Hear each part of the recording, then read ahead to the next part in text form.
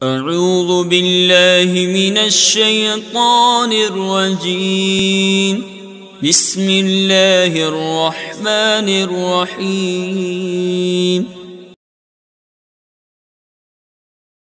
بسم اللہ الرحمن الرحیم اللہ رب محمد صلی اللہ علیہ وسلم نحن عباد محمد صلی اللہ علیہ وسلم.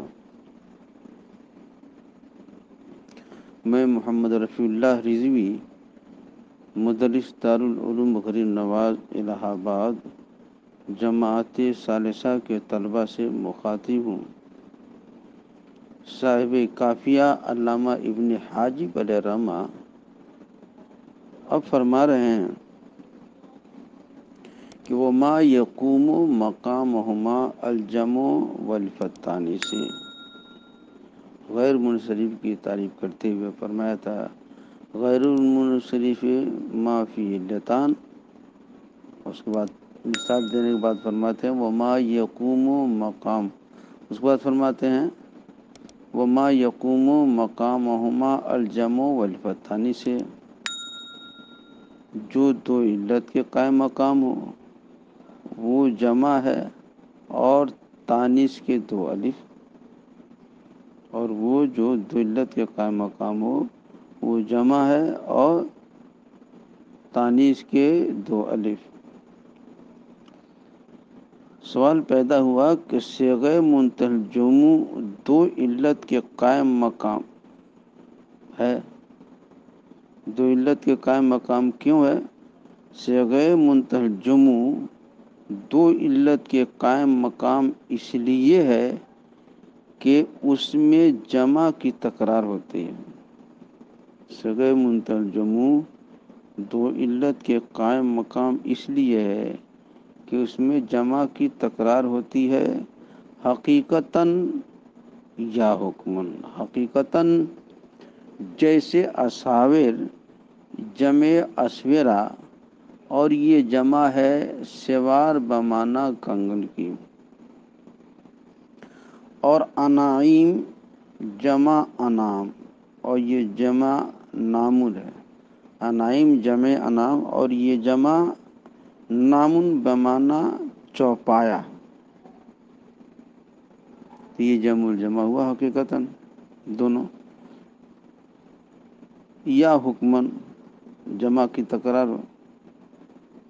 جیسے مساجد اور مصابی کہ یہ دونوں اگرچہ جمع الجمع نہیں مگر جمع الجمع کے معنی جمعیت اور وزن میں موافق ہیں، اور اس بات میں کہ جس طرح جمع الجمع کی جمع تکسیر نہیں آتی ان کی بھی نہیں آتی.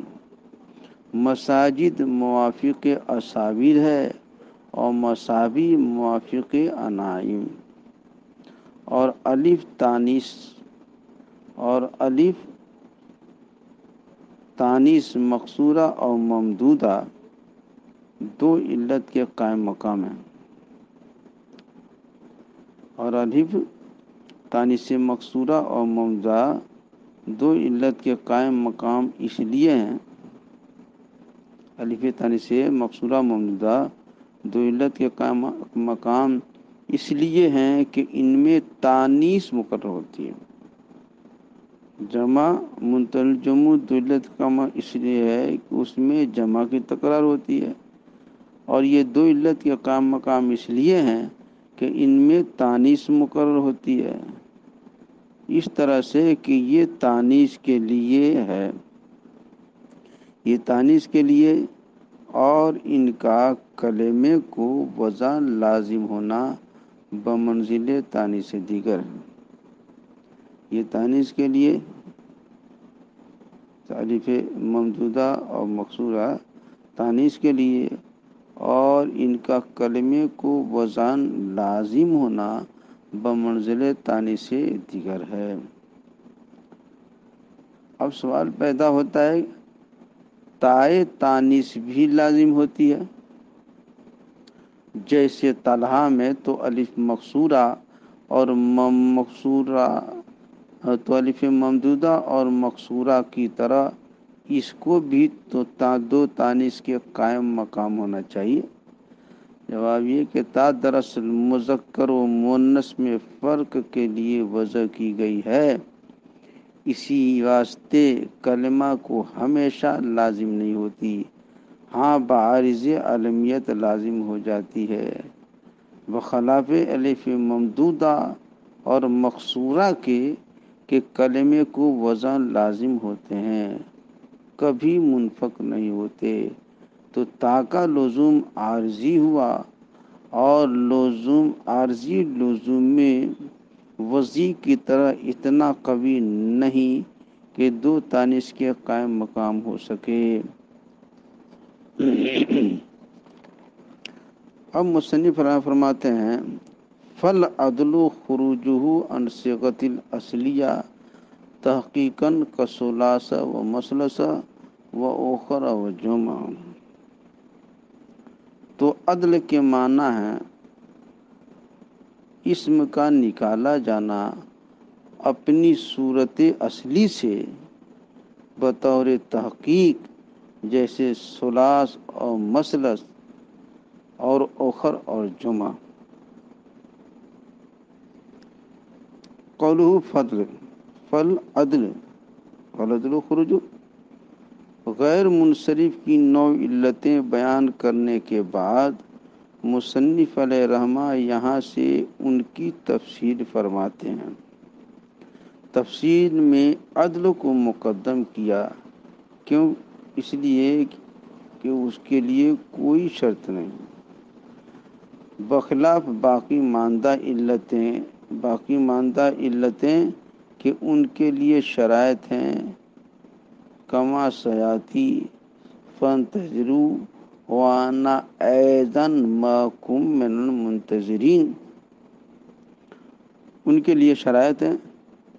تو عدل بمنزل مطلق ہوا کہ اس کے لیے کوئی شرط نہیں، اور باقی ماندہ کے لیے شرطیں ہیں، تو عدل بمنزل مطلق ہوا، باقی ماندہ علتیں بمنزل مقید، اور مطلق کو مقید پر تقدم ہوتا ہے، لہذا بمنزل مطلق کو بمنزل مقید پر مقدم کر دیا۔ سوال یہ ہوا پھر 9 علتوں میں سے صرف عدل کی تعریف بیان فرمائی، باقی ماندہ کی تعریف کو ترک کر دیا، اس کی وجہ کیا ہے؟ فالعدل خروج عدل وصف تانیث معرفہ عجمہ جمع ترکیب بدن فعل، اور سب کی تعریف نہیں کی، عدل کی تعریف کیا۔ تو کہہ رہے ہیں جواب یہ کہ چونکہ سلف کی بیان کردہ تعریف عدل سے مصنف علیہ رحمہ نے عدول کیا تھا، سلف کی بیان کردہ تعریف عدل سے مصنف علیہ رحمہ نے عدول کیا تھا، لہذا اس کی تعریف یہاں پر بیان فرمائی، بخلاف باقی ماندہ علل کے کہ اس کی تعریف سے عدول نہیں کیا، عدول نہیں کیا مصنف علیہ رحمہ نے کے نزدیک اس کی وہی تعریف ہے جو سلف کے نزدیک ہے، اور ان میں بعض کی تعریف کتاب میں آئندہ آ رہی ہے، اور بعض کی تعریف بوجہ شہرت محتاج بیان نہ تھی، اس لیے باقی ماندہ کی تعریف کو یہاں پر ترک کرنا۔ مار تو پتھر مار زور سے، پتھر مارنا، مار زور سے، مار بھگا سالوں کو، ہاں مار دے، بھاگے یہاں سے، آؤ جلدی۔